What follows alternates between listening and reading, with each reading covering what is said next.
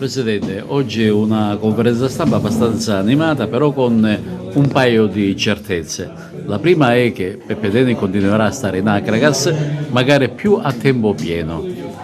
Sì, una delle cose che ho detto, io mi dedicherò all'Agrax come se fosse un lavoro per me a tempo pieno, perché voglio attenzionare l'Agrax e questa società per permettere nei prossimi anni di disputare campionati professionistici.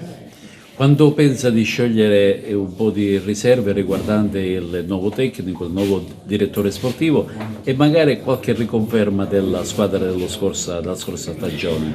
Credo che prima della fine della prossima settimana già avremo le idee chiare, almeno su quello che è lo staff tecnico. Coinvolgerete l'imprenditoria non solo agricentina ma anche di tutta la provincia? Guarda, io sono un sognatore, ho sempre fatto dei sogni nella mia vita e voglio ancora oggi sognare. Io credo che la collocazione naturale dell'Agragas sia la Serie B, però non voglio essere, diciamo così, fare sogni pindarici. Se io riuscirò a coinvolgere l'imprenditoria della provincia di Agrigento, almeno quella dove oggi è assente il calcio, io credo che noi potremmo fare un progetto che guardi a prospettive importanti. Lascia l'Imolese per fare grandi cose con la sua squadra del cuore, l'Agragas. Sì, io lascio l'Imolese perché cederò le quote al mio direttore sportivo, che è anche un importante, non è una persona così che io ho scelto, ma oltre ad essere una persona per bene e seria, anche un grosso competente di calcio, perché è stato un procuratore di grandi calciatori. La lascio in buone mani e mi auguro che lui possa riportare l'Imolese nei ruoli che ha avuto negli anni passati. Mister Terranova rimarrà all'Agragas? Diciamo, bisogna vedere i progetti che ha l'Agragas e che ha lui. Se questi progetti si intersecano, Terranova è graditissimo all'Agragas, perché, ripeto, per me è l'allenatore ideale, non solo come tecnico ma anche come uomo.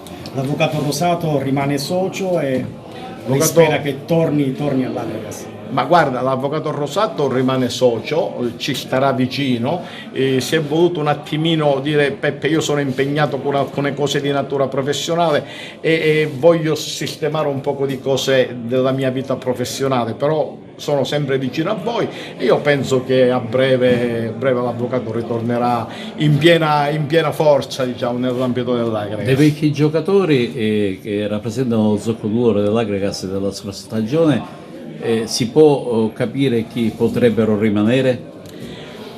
Ma per me potrebbero rimanere tutti, perché tutti sono stati bravi, perché sono giocatori di alto profilo. Insieme con lo staff tecnico che ci sarà, poi valuteremo se questi profili rientrano nell'idea di calcio che vuole sviluppare l'allenatore o meno. Ecco, tutto dipende dall'allenatore e dalla tipologia di gioco. Tenete presente che noi faremo una categoria superiore con dinamiche diverse. Avete ancora fatto un appello alle responsabilità degli amministratori comunali. Che cosa è cambiato? Che cosa sperate che cambi?